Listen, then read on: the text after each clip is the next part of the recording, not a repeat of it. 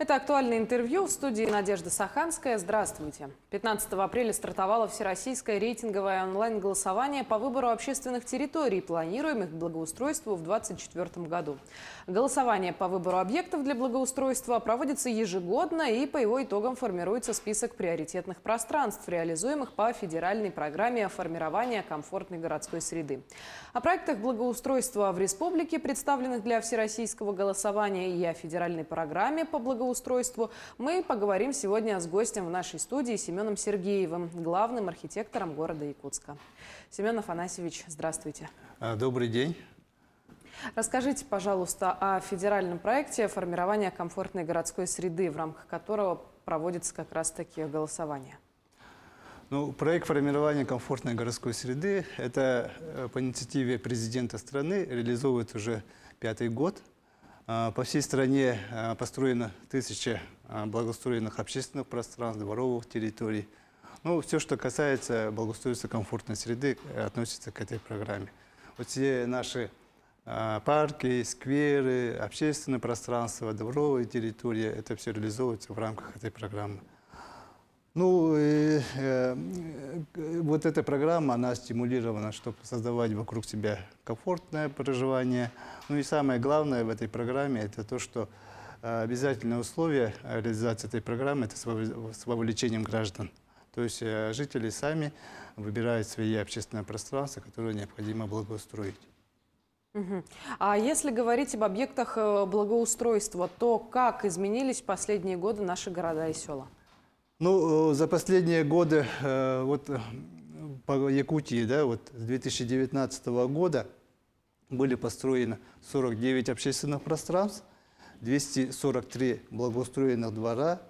И вот только в прошлом году было построено беспрецедентное количество дворов, это 124. Из них 75 они были построены в городе Якутске. И в этом году запланировано строительство 17 общественных пространств. Это по итогам прошлых рейтинговых голосований. И 61 двор по республике. Скажите, а какие проекты были реализованы по итогам голосования прошлых лет? И какие бы объекты из вообще всех, которые были, вы бы отдельно выделили? По общественным пространствам надо тут выделить о том, что в конце прошлого года Управлением архитектуры республики были проведены итоги определения лучших проектов, в том числе по общественным пространствам. Это премия АйГе. В декабре прошлого года это состоялось. И были отмечены 100 лучших проектов. И победителем по этой номинации как раз-таки оказался мини-парк «Артек». Это в селе Магарас. Это общественное пространство было выполнено в соответствии с дизайн-кодом населенного пункта. Впервые как раз-таки была такая практика. И кроме дизайн-кода, в этом населенном пункте еще разработан мастер-план. Поэтому этот объект был признан лучшим. Кроме этого, еще необходимо выделить Комсомольский сквер в селе Майя. Моя Саина называется. Этот объект был тоже реализован в прошлом году по итогам рейтингового голосования. Люди сами выбрали территорию. И здесь необходимо отметить о том, что реализация этого объекта зависит от хорошего авторского надзора. У нас есть Центр компетенции по республике Саха-Якутия по вопросам городской среды. И как раз-таки они помогают всем населенным пунктам, которые строят у себя благоустроенные территории, они помогают реализовать такие объекты. Семен Афанасьевич, давайте тогда перейдем с вами к голосованию. В этом году этап всероссийского онлайн-голосования проводится с 15 апреля по 31 мая. Почему важен каждый голос?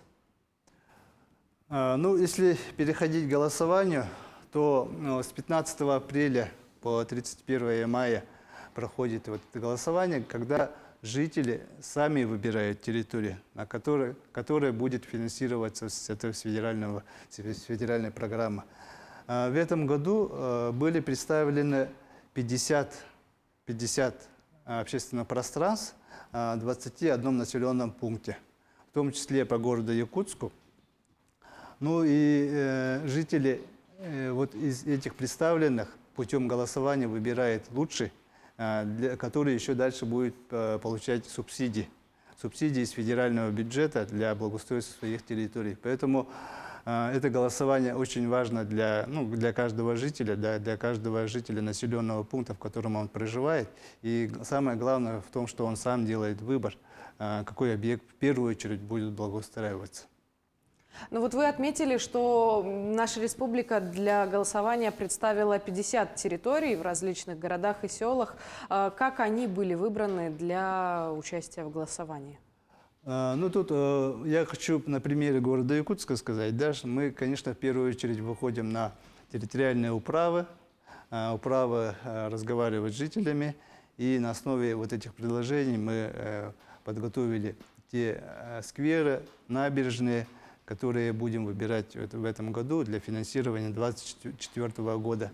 Тут необходимо отметить о том, что по итогам вот прошлого голосования, в прошлом году вот было такое же голосование, победителем оказался объект набережной озера Сайсары, который в этом году как раз-таки получил финансирование, и сейчас будет активная реализация этого объекта.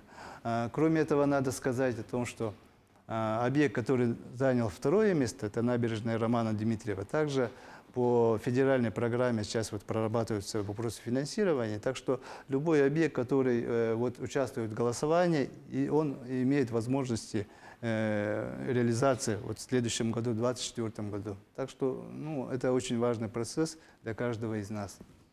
Давайте тогда пойдем дальше на примере города Якутска рассматривать онлайн-голосование. Сколько проектов же столица региона представила? Вот, как я уже сказал, мы отработали с управами, и получается, в основном в каждой управе по одному объекту. Я начну вот с наших въездных ворот. Вот как приезжаем в город Якутск, выезжаем с аэропорта и видим сквер имени Юрия Гагарина. На сегодняшний день она, конечно, в плохом состоянии, требует ремонта, поэтому был выполнен дизайн-проект, который полностью реконструировал вот эту территорию. И, соответственно, мы видим уже, в каком виде этот сквер должен быть. И этот объект, он у нас вот на въездных воротах города, да, как раз расположен. И вот первый объект – это вот. Второй объект – это с другого конца города Якутска, набережная озера Сергелях в районе микрорайона ДСК. Также изъявили желание жители сами, вышла инициативная группа. Они сами за свой счет подготовили дизайн-проект и вышли с инициативой о том, что надо участвовать для финансирования с федерального бюджета. Третий объект – это центральный округ, набережное озеро Щорса, излюбленное место горожан, в народе называют Лебедином. Наверное, каждый горожанин был на этой территории и знает, насколько притягателен этот объект. Все видим, да, в каком он состоянии. И, конечно, вокруг этого озера надо все благоустроить. В том числе у нас вот в прошлые годы проходили ремонты дворовых территорий. Проезд там отремонтирован, так что тут комплексное решение как раз-таки завершится вот после благоустройства вот этой набережной. Четвертый объект – это сквер имени Федора Кузьмича Попова. Он в прошлом году тоже участвовал в голосовании. Это на улице Федора Кузьмича Попова и Дзержинского. Есть вот свободная территория. Как раз вот на улице, присвоенном в честь Федора Кузьмича, должен быть сквер с установкой памятника, тоже есть дизайн-проект. И следующий сквер – это сквер строителей. В строительном округе на улице Пирогова-Жарницкого, там, где Кольцевая, есть вот тоже свободная площадка, которая была зарезервирована по строительству этого сквера. Тоже дизайн-проект есть. И поэтому вот на окраинах, на тех управах, где отсутствуют такие вот крупные общественные пространства, такие вот скверы тоже должны появиться. И сквер Алмазников, это находится на набережной озера Сайсары перед политехническим лицеем, то есть по улице Лермонтова. Там есть тоже существующий сквер, который требует в данное время благоустройства. Поэтому это все должно быть в комплексе с набережной озера Сайсары. Так что все 6 наших вот общественных пространств, которые я представил, они претендуют на федеральное финансирование. И по каждому вот жители города они должны сделать свой выбор и проголосовать вот как раз-таки вот в эти дни с 15 по 31. Но также принимают участие и районы республики. Там какие наиболее интересные проекты вы можете отметить? Ну, остальные районы тоже они представили свои проекты. У каждого есть вот свой перечень. И для каждого устанавливается вот план по количеству голосований. По всей республике установлен план 75 тысяч голосов. По городу Якутску мы должны выполнить план 26 тысяч голосов. Соответственно, от этого количества голосов зависит распределение субсидий вот, для финансирования в следующем году.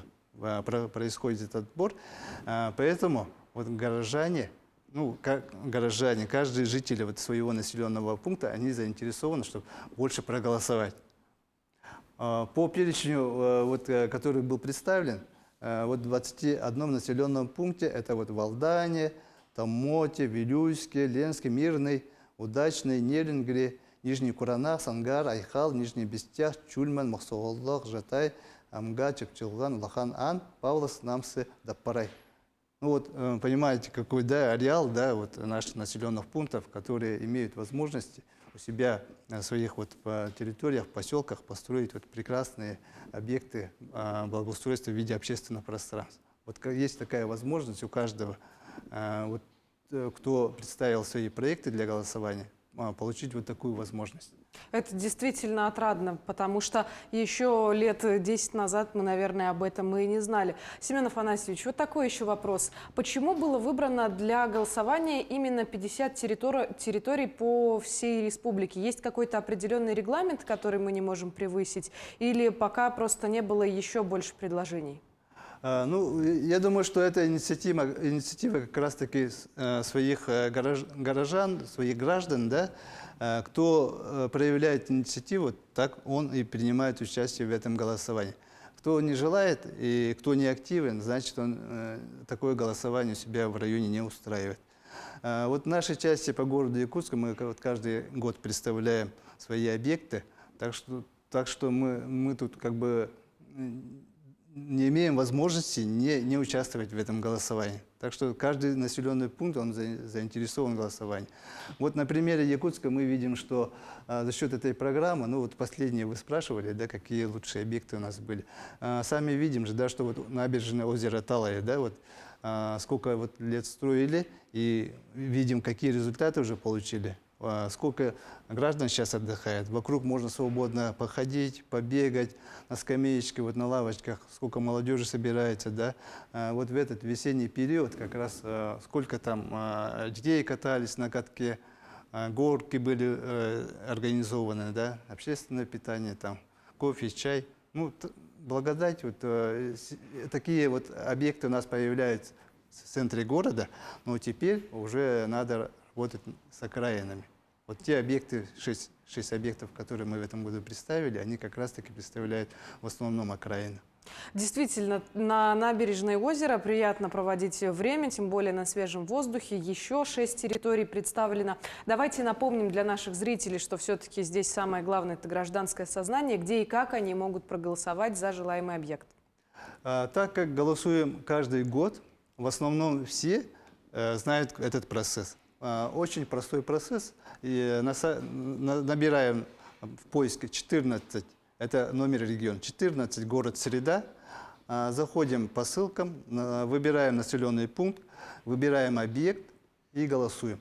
Гражданин имеет право голосовать один раз. Кто голосует? Голосуют дети старше 14, и любого есть такая возможность. Кроме этого, да, у нас работают волонтеры, которые помогают тем, кто не умеет голосовать. Наши волонтеры сейчас ходят по предприятиям, у каждого управы есть свои волонтеры, поэтому у меня обращение к руководителям предприятий, да, как раз таки, если вот подойдут волонтеры, то прошу оказать помощь, разрешить, чтобы они могли помочь своим работникам, да, чтобы проще выполнить свое голосование.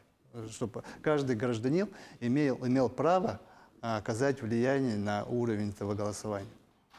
Я благодарю вас, Семен Афанасьевич, за то, что нашли для нас время, стали гостем нашей студии и, конечно, за интересную беседу.